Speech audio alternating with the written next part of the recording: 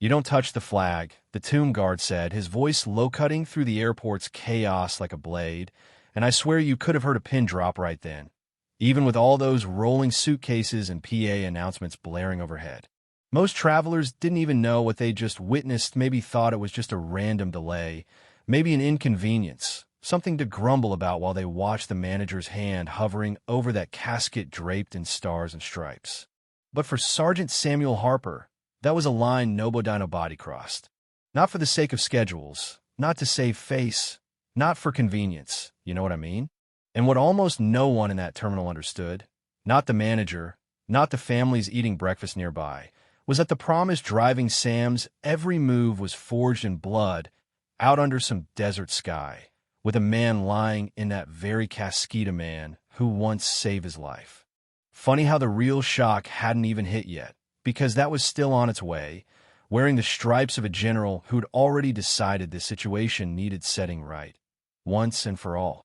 Let me back up a second. Washington, D.C., International Airport, sun bright, and people rushing every which way, boarding calls and coffee spills, a regular American morning if there ever was one. Right in the middle of it, Sergeant Samuel Harper, one of the old guard from Arlington, the guys who stand watch over the tomb of the unknown soldier, stood, as if he was carved out of stone. His uniform was crisp, white gloves, those shoes so shiny you could probably see your future in them, and the tomb guard badge catching the light on his chest. On the outside, he looked like he didn't have a care in the world, but under all that, his heart felt heavy. Today, his post wasn't the sacred silence of the tom, it was right here, smack in the middle of chaos, to escort a brother home.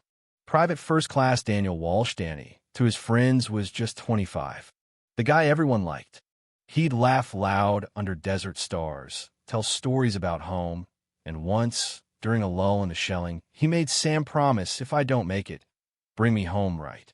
Sam always thought it was just talk until 3 days ago, when the call came. Danny was gone, killed in some classified mess overseas, all hush-hush and pain. Now Danny's casket waited on the tarmac, flag covering everything he'd been, and Sam had only one job: don't let him down. Every step that day was for Danny, the guy who loved baseball, who wanted to fly planes, who died saving his squad. Across the terminal, Margaret Walsh Maggie stood with her granddaughter Emma.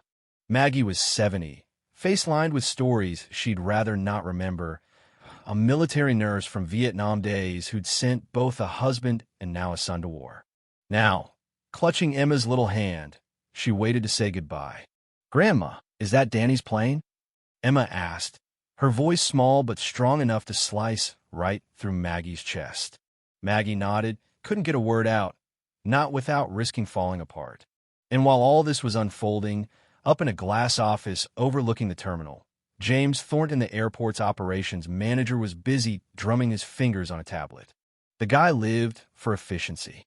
His whole world was on-time departures, shiny awards on the wall, big screens tracking flights like some air traffic war room. A military procession right through the main concourse? Not part of his plan. "We can't have this," he muttered to his assistant, Sarah. "Service corridors exist for a reason. Reroute it." But Sarah hesitated. "Sir," the airport director approved the main concourse. Thornton was fuming, saw minutes ticking away, not lives or memories. Back downstairs, Sam stood his ground. People snapped photos, stared, or just hurried past, too busy to notice anything. Sam's mind flashed back just 3 days ago, the folded letter in his commander's office. Private First Class Daniel Walsh, killed in action. Then, "Sergeant, your escort duty, bring him home." He could still feel the photo in his pocket, the one with him and Danny, arms over each other's shoulders, grinning under a desert moon.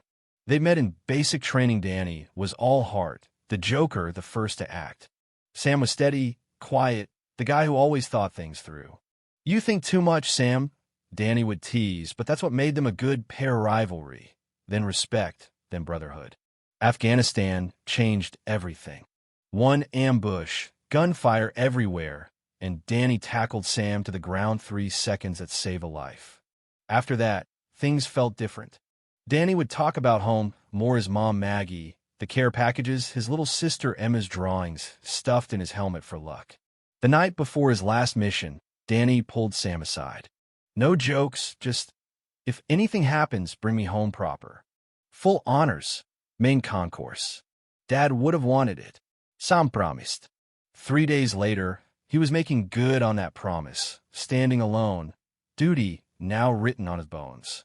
When the transport plane finally taxied in, the honor guard emerged movements practiced and perfect, the flag-draped casket so vivid it almost looked out of place against all that airport gray. Even the ground crew bowed their heads. Sam took his spot, the one Danny would have taken for him, and started the walk. Thornton came storming down the terminal, waving a clipboard like it was a sword. "We'll use the service corridors. Keep it out of the way. Don't disrupt operations," he barked. "Military can have their moment at the cemetery." Sarah, loyal but shaken, repeated, "Sir." The director approved the route. But Thornton wasn't hearing, it just saw numbers. The procession started, Sam leading, every step slow and dignified, while the airport's heartbeat slowed around them. Travelers stopped. An old man nodded. A pack of teenagers went silent. Even a businessman paused mid-stride. Sam kept moving his friend's memory, pushing him forward. Thornton caught up, waving his map. "Sergeant, take this route service corridors, it's faster." Sam didn't even blink. "This is Private First Class Daniel Walsh, United States Army." He goes through the main terminal. Thornton pushed back. "Thousands of passengers, you'll disrupt everything." Sam was ice cold. "This disruption is temporary. The dishonor would last forever." Things got tense. Thornton motioned to security. Sarah's hand went to her radio, but then she looked at the casket, the flag bright in the sunlight, and her hand dropped. "Is there a problem?" she asked, voice shaky but clear. Thornton tried one more time, redirect, for operational reasons. The crowd was growing now, a hush spreading, a bubble of respect in all that noise. Out of nowhere, an elderly man in a USMC Cap George Miller stepped forward.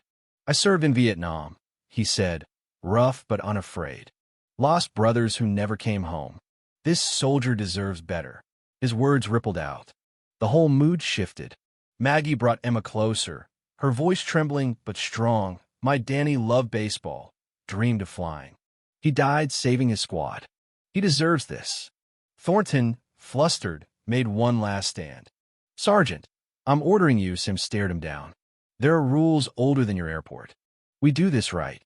Thornton's hand drifted to the flag, just brushed it, but that was enough. The air snapped. Sam's hand closed on Thornton's wrist, gentle but iron. "Don't touch the flag," he whispered. It echoed. The crowd's reaction was instant, a hush, a collective intake of breath. Veterans in the crowd recognized what had just happened, the restraint it took for Sam to hold back everything boiling up inside. The flag wasn't just clot hit, was the sacrifice, the promise, the whole weight of what Danny and guys like him had given. Thornton blustered. "Take your hands off me. This is assault." Security, but nobody moved. George Miller took off his cap. A flight attendant wiped away a tear. A mother explained something quietly to her kid. The respect was tangible. Sam finally spoke, steady as a stone. "The flag is not to be touched by anyone outside the honor guard." His voice was low, final. Thornton tried to reclaim his authority, but the crowd wasn't having it anymore.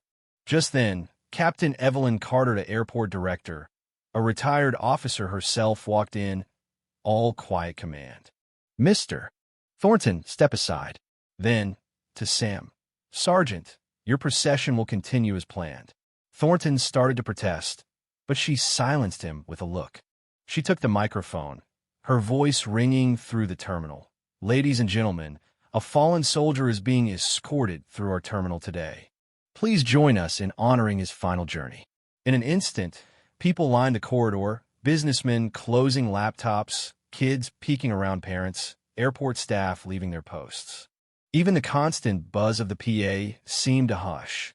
Sam led the procession, the flag a blaze of color down the corridor of respect. No one moved, no one took a picture. Some saluted, others just stood with hands over their hearts. Maggie and Emma made their way to the casket, Emma clutching a single daisy. Maggie took Sam's hand. "You kept your promise," she said, tears threatening but never falling. Sam pulled the photo from his pocket, handed it to her. For you, for Emma. Emma stepped forward, laid the daisy on the casket.